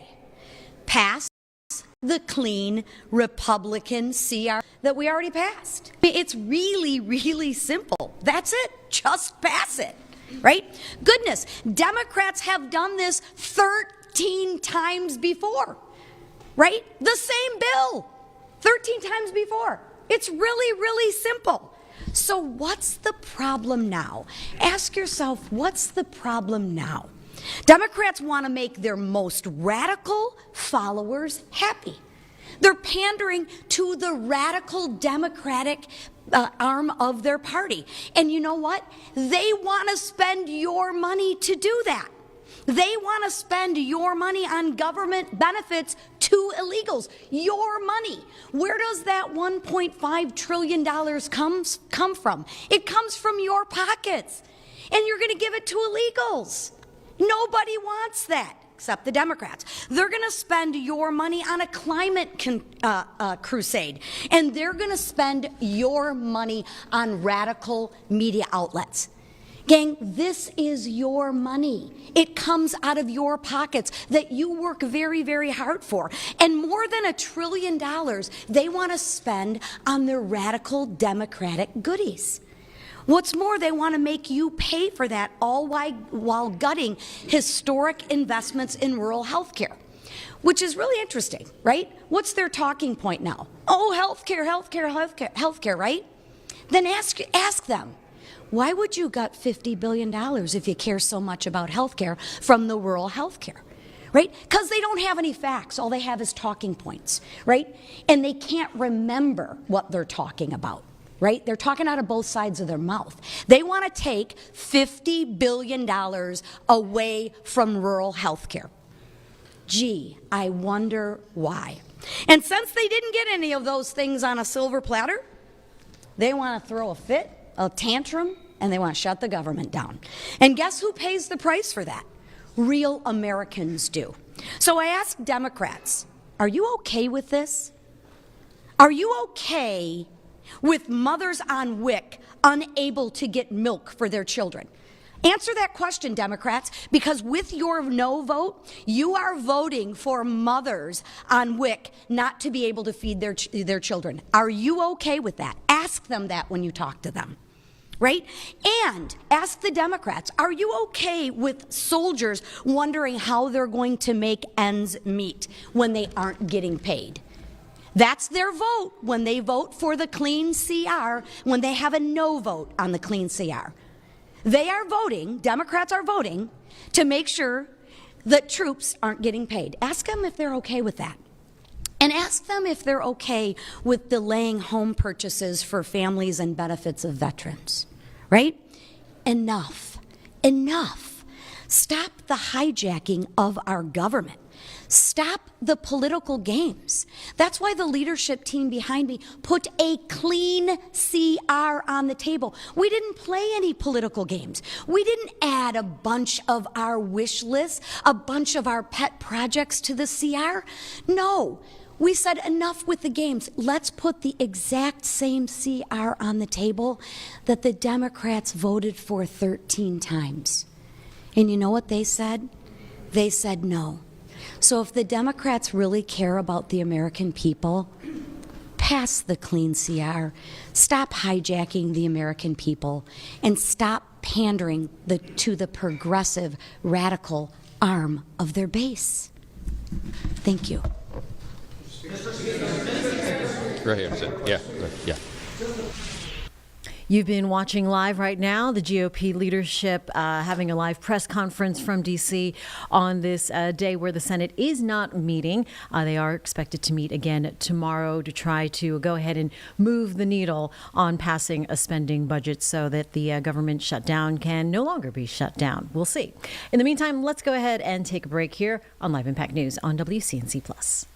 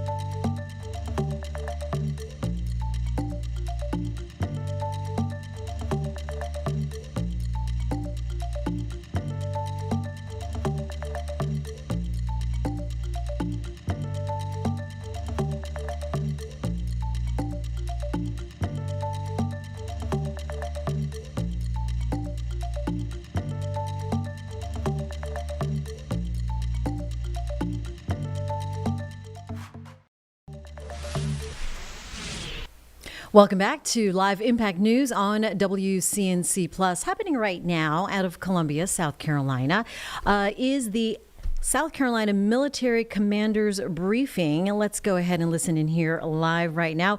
The governor is there bringing together veterans and other dedicated network organizations that serve, and they're going to reflect on progress and celebrate achievements as we listen in here live on Live Impact News on WCNC Plus. Model policies for inter-district transfer between school districts. That is something that we are currently working on in collaboration with our local school superintendents and our public charter schools. Those guidelines will be forthcoming in the next few months and will go into effect for the next school year. And the impact of that should be a more uniform and seamless practice statewide for military families to be able to transfer between districts if that is the best option for families. So I'll just conclude my remarks by saying that I'm so grateful to General Hood for his partnership with the Military Honor Cord ceremony. This is something that we do for our graduates every year to celebrate that military pathway. We want every student in our state to graduate college, career, or military ready. And so that Military Honor Cord ceremony is a wonderful send-off for those who have chosen that enlistment option. And then, of course, our Purple Star districts, I would be remiss to not give them a shout out. We have 16 of those in the state currently, with 2 more coming on board this fall. We have 5 charter schools that are part of that program, as well as 5 private schools. So while we know we still have work to do here in the realm of education in South Carolina, I think that we are definitely a state that is on the move, both here locally and nationally. So thank you for your time. Superintendent, thank you for your comments. Appreciate it. The Purple Star Schools is great. That's been a huge growth in the last couple of years, the number of schools, to include moving to the upstate now, which gets into our Guard community as well, particularly in those areas. So thank you. Yeah. Any other comments from the cabinet on this area? Yes, sir. Mr. Catone. I would comment on child care if I can, Please do. Mr. Secretary. First of all, let me say that our team at the Department of Social Services is not only pleased but honored to be a part of the conversation, to be a part of the discussion, and to work jointly with our military partners on solutions to child care issues. We do understand it as a force readiness issue. We do understand it, therefore, as a national security issue, and we want to help. I want to give you a little information about some of the things we've been working on. Probably the most important one is the Military Child Care in Your Neighborhood Plus program. That is a DoD program that allows a DoD subsidy for military members to obtain child care in their communities. We, with our Veterans Affairs partners, have recruited an additional approximately 100 providers in the past year into that program that would be available and ready to serve military families. We've also been working to identify child care programs around military installations that are already at a level B quality in our ABC quality program. And what that does is it allows us to work with them to move them up to B plus as quickly as possible. Those are the ones that we've identified, the ones that we can move up as quickly as possible into the program so that they can be eligible. We're also preparing to send a notice to all child care providers in the ABC Quality Program to ensure that all child care programs around the base and the community are aware of that program, to make sure they know about the temporary approval process, which is like a provisional approval process that's allowed by the program. The program provider at a quality B or C level can apply to be a part of the program, and they can be eligible for up to a year. All right, you've been watching live the South Carolina military leaders talking with the governor this morning. We're going to do a hard turn here at 10:33 and talk about something that's a little bit more fun that's coming to the Carolinas. He has been called one of reality TV's most controversial figures, but there's much more to Tom Sandoval than scandal and headlines. The Vanderpump Rules star turned lead singer of cover band Tom Sandoval, and the most extras coming to the Lake Norman area, to the boatyard, as a matter of fact, in Cornelius tomorrow night. But joining us right now, Tom, from where? Right now I'm in Leesburg, Virginia. I don't know, actually I'm in Sellersville. Sorry. Oh, see? You don't know with a life on the road, right? Yeah. We just got to Sellersville, so that's where I'm at right now. But yes, we're going to be in Cornelius, North Carolina tomorrow. I'm really excited. The boatyard was a lot of fun last year. It was fully packed. It's probably going to be the same thing this year, but it's been a lot of fun here on the road, going to different towns and seeing and meeting different people, and getting to enjoy different of the local like food and culture and everything. It's one thing I love about being on the road and touring. Yeah, I mean, you have a full band, what, eight musicians in addition to Yeah. yourself? How fun is that? Are Yeah. you like a family? We really are. These guys are so cool, such awesome people, so talented. And then we also have like our crew as well. Like, we have our own lighting person that runs video wall and lighting. And then also we have our own sound people and things like that. Sorry. A little I had tired? a show last night. How was the show last night? It was great. It was really great. We're at the Tally Ho. Yeah, it was awesome. Awesome. So what is the schedule for a musician when you're on the road? Well, usually you get up, we load in here probably shortly, and then we'll set everything up, do sound check around like 2 or so, and then I have like vocal coaching that I do every day, and then get ready, have the opener if we have one come in, and then we go on, and then we break down and we go to the next city. Wow. You have a gorgeous voice, Tom. You made it. Thank you. Quarterfinals to America's Got Talent, and that's very exciting. You did The Masked Singer, all of the reality TV shows you can think of. Do you have do you have a favorite moment of being a reality TV star, or favorite show? I really, I mean, a lot of people really liked this last season of Traders, which I was really excited won an Emmy. They won a few Emmys. They won Best Unscripted. Yeah, it's Traders season 3 did. But I'm really excited about House of Villains that's coming out this next year. Oh, it was a lot of fun, a great mix of people. That'll be on Peacock. It'll probably air coinciding with the next season of Traders, or just after it. All right, we don't mind Peacock. It's part of the NBC family, which WCNC Charlotte is part of as well. Nice. Tom, we need to talk about the elephant in the room, or in the motorhome where you are. Scandival behind you now, for the most part. Yeah, I mean, it's going on 3 years. It's kind of old news at this point. Right? Yeah. Do you look back at all and wish things had gone down a little bit differently on Vanderpump Rules?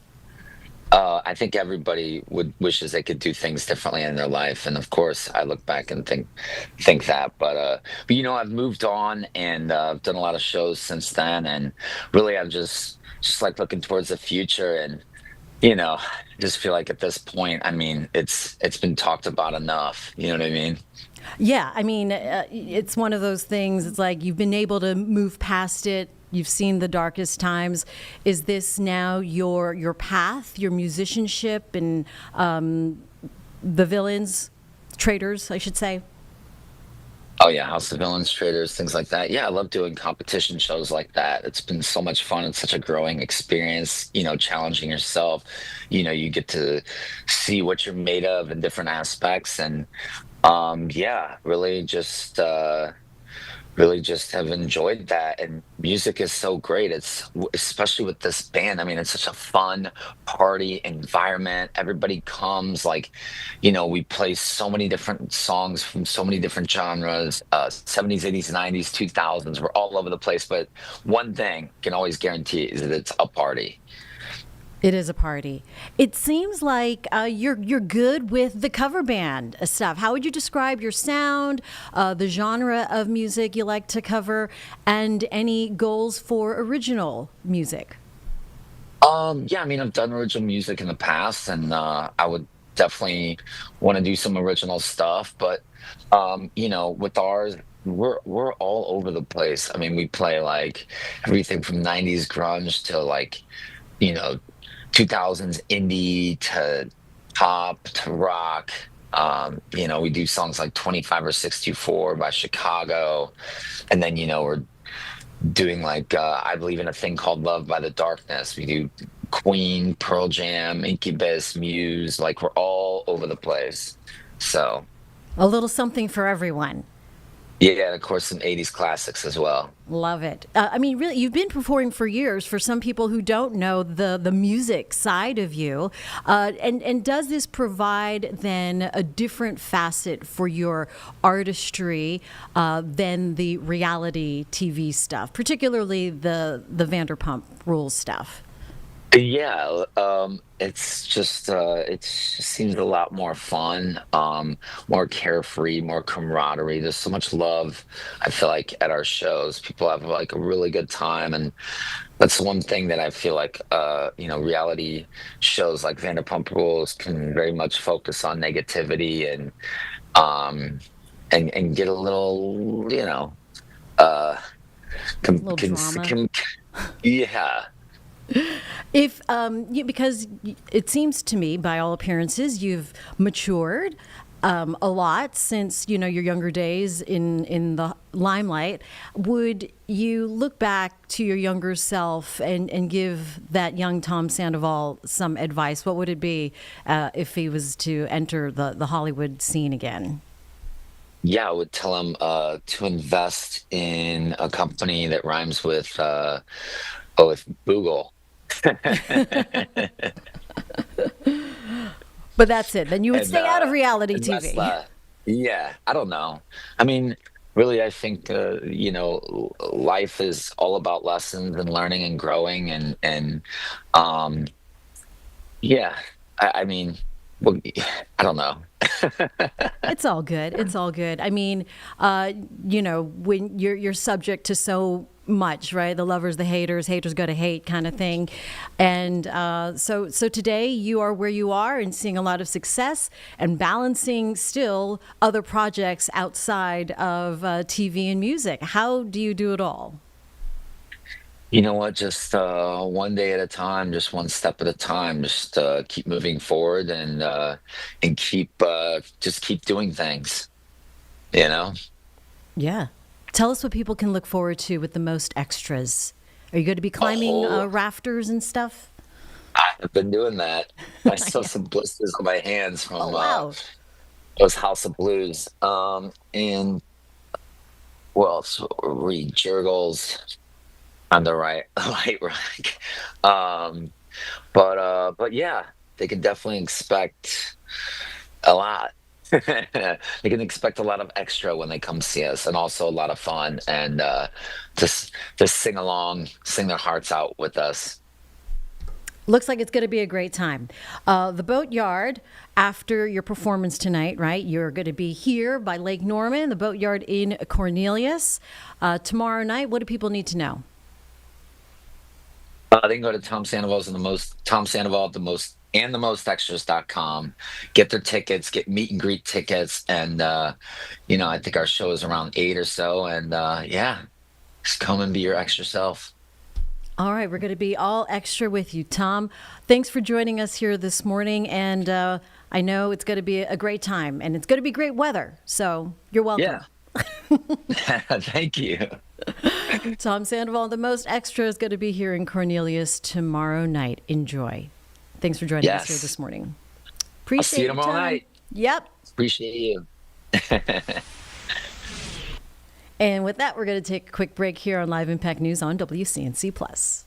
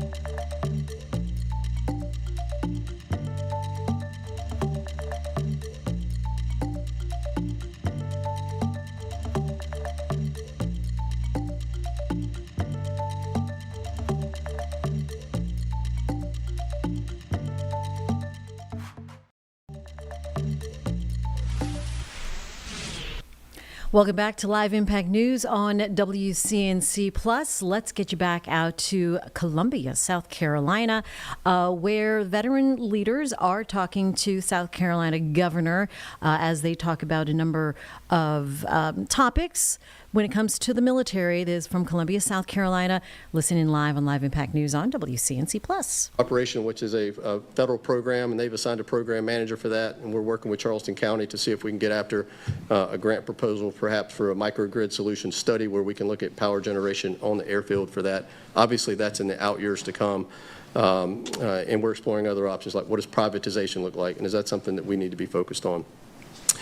In the near term, we're working on sustainment options with what we do have to upgrade the gear that we have, we have funding streams in place that we just got for the right electrical right-of-way clearances so that we can keep what we have working, and I think that's working good. So I think what I'd ask for here is the importance of recognizing, again, back to our folks live in the community, we rely on the community. Where does the needs of the community's energy intersects that of the military installation? Because I think there's opportunities there where we can work together to supply the mission generation we need and can also support the community, and there's examples of that happening in other areas of the country as well.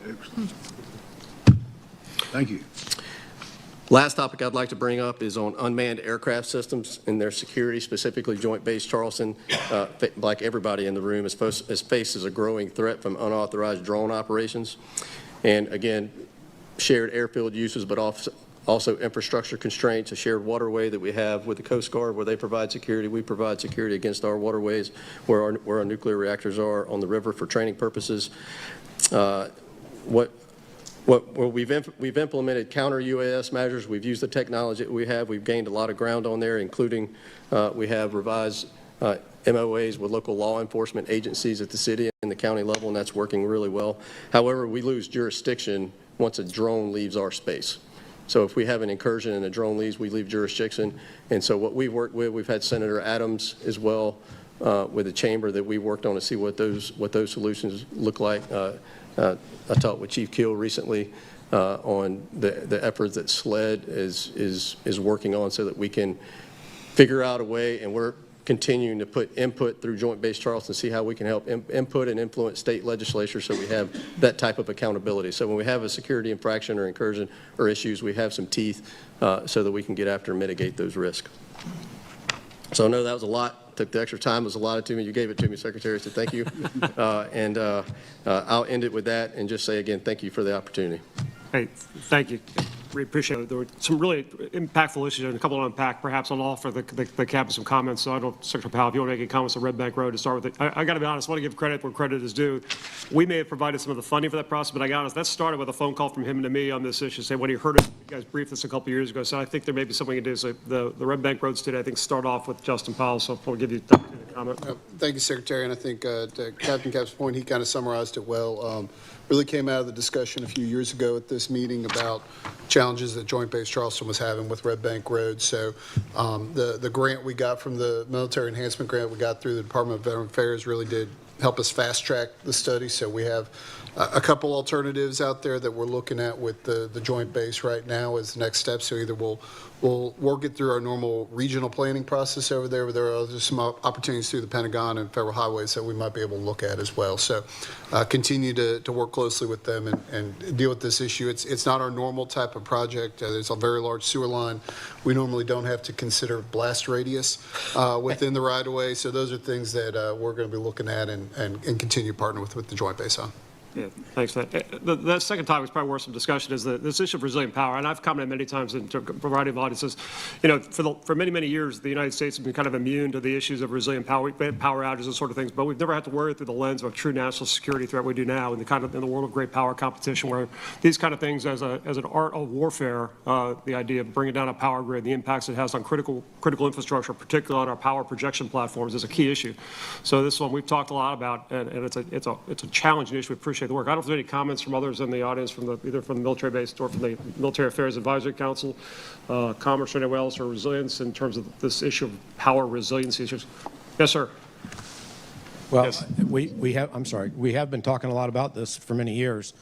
There's a whole host of works in progress across the state to do a lot of study on this. When I talked about applied research earlier, this is one of the critical places I think we can do it.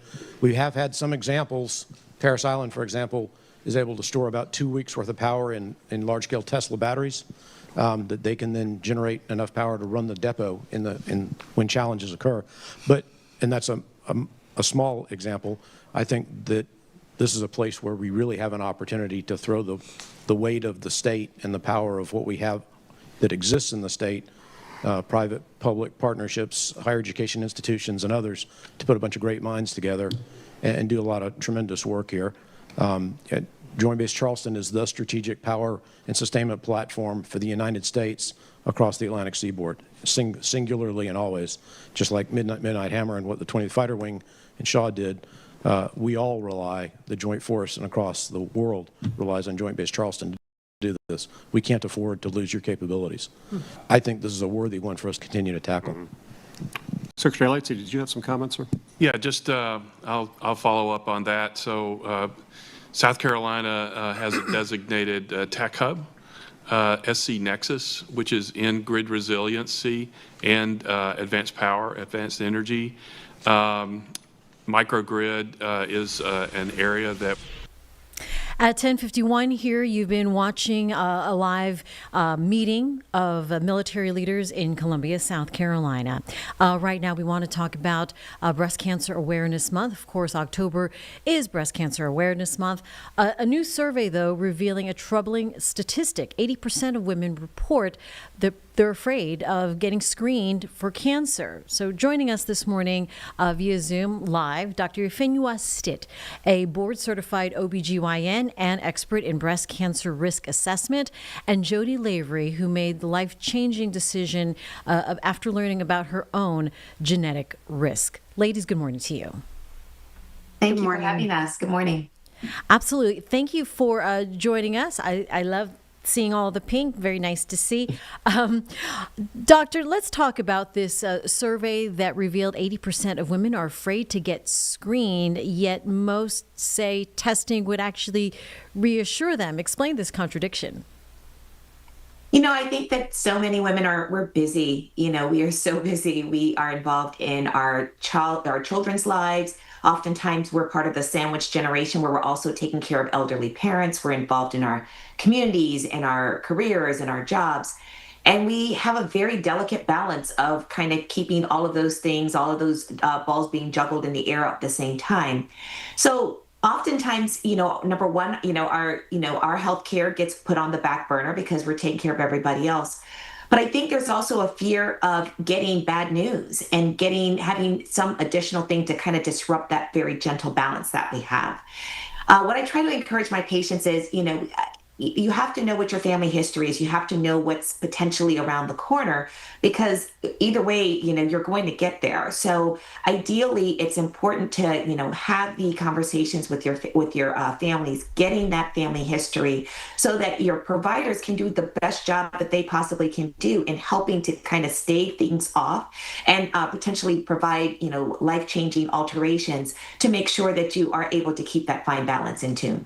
So we do hear about screenings, but this layer of genetic testing, explain what that involves and who should consider it. So, one of the things, and Jody will share her story, because I think that really exemplifies exactly what we're talking about. But as we are heading into the holiday season, we have a great opportunity to really talk to family members, because we will have all these wonderful get-togethers where we talk to family members to identify who might be, if we potentially have a family history that's concerning. Things that we look for are family members we have a similar cancer on the same side of the family, a specific cancer that, multiple people might have.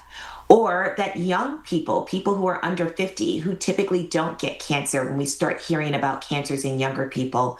Or we have we have rare cancers, things like pancreatic cancer, ovarian cancer, breast cancer in men.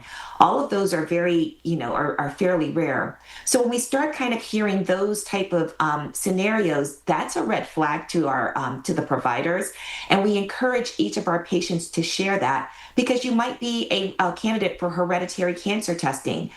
MyRisk hereditary cancer test is one of, it's one of the it's the leader in the industry. It's been around since the 1990s, and it's been constantly modified, and it gives us the most accurate assessment of what's going on. And we use that as an extra tool, as a vital sign, so to speak, when we're trying to identify those patients who we might need to modify their medical management.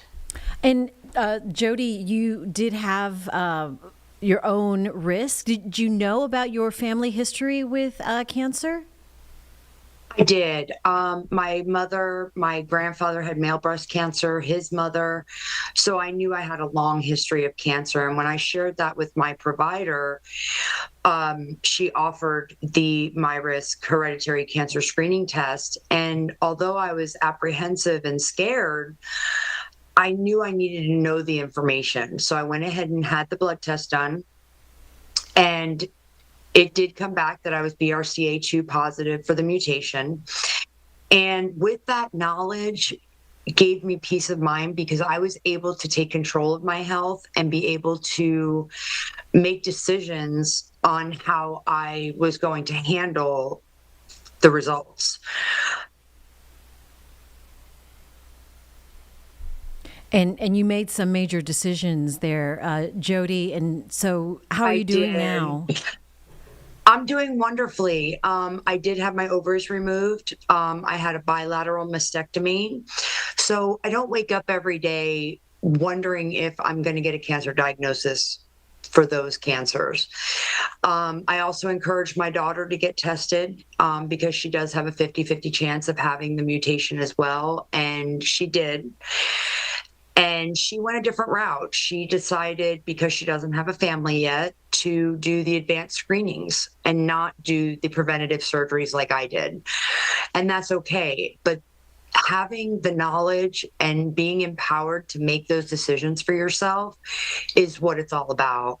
And I think it's very important for us to have that knowledge.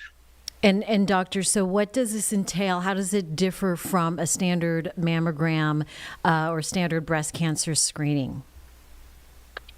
Great question. So for those patients who are at risk, somebody like Jody and her daughter, her daughter, for example, is going to get more additional surveillance. Mammograms are really meant for patients who are of low risk for breast cancer, but those patients who are deemed at high risk for breast cancer, even those who may not have a mutation, who just have a stronger family history, may need to get additional imaging like MRIs. Something like in Jody's case, they're also not just at risk for breast cancer, but also ovarian cancer. So one of the things that her daughter is going to also be getting is ovarian cancer surveillance with ultrasounds and a test called a CA-125, which is a blood level that will keep an eye on if there's any excess or abnormal activity in her ovaries.